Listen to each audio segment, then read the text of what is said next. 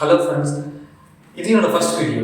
அதாவது ஹோட்டலுக்குள்ளே போகிறோம், அந்த வாசனை, இந்த பார்த்தோன்னே இந்த டிஃப்ரெண்ட் டிஷ்ஷஸோட கலர் நம்மளை இழுக்குது இல்லை, நம்ம நல்லா ஃபுல் கட்டு கட்டுறோம், அதுதான் தெரியும். அதுக்கு பின்னாடி என்னன்னு நமக்கு தெரியாதுல்ல. வாங்க வீடியோக்குள்ளே போய் தெரிஞ்சுக்கலாம். சமீபத்தில் நமக்கு தெரியும், பஞ்சு மிட்டாய் நமக்கு எல்லாருக்கும் பிடிச்சதை பேன் பண்ணிட்டாங்க. சரி, நல்லது தான் பேன் பண்ணிட்டாங்க, ஓகே அப்படின்னு சொல்லிட்டு கர்நாடகாவில் என்ன பண்ணியிருக்காங்க அப்படின்னா, கோபி மஞ்சூரியன் போய் பேன் பண்ணியிருக்காங்க.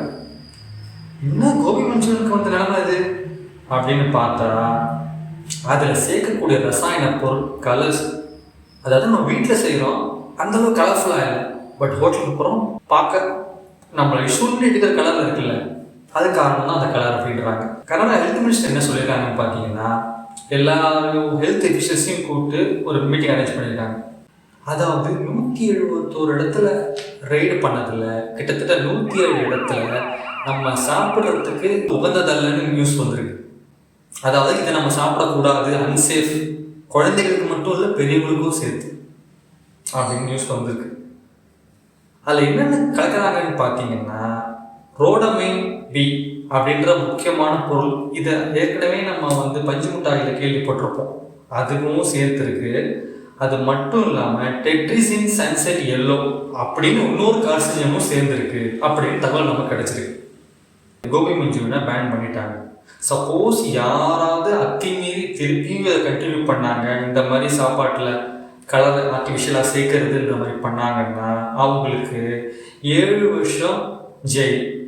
அதையும் கண்டினியூ பண்ணாங்க மீறி அப்படின்னா லைசன்ஸை கேன்சல் பண்ணிடுவாங்கன்னு நியூஸ் வந்திருக்கு. இது கர்நாடகாவில்.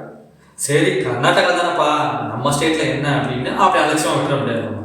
ஏன்னா தமிழ்நாட்டிலையும் இது காலங்காலமாக போயிட்டு தான் இருக்குது.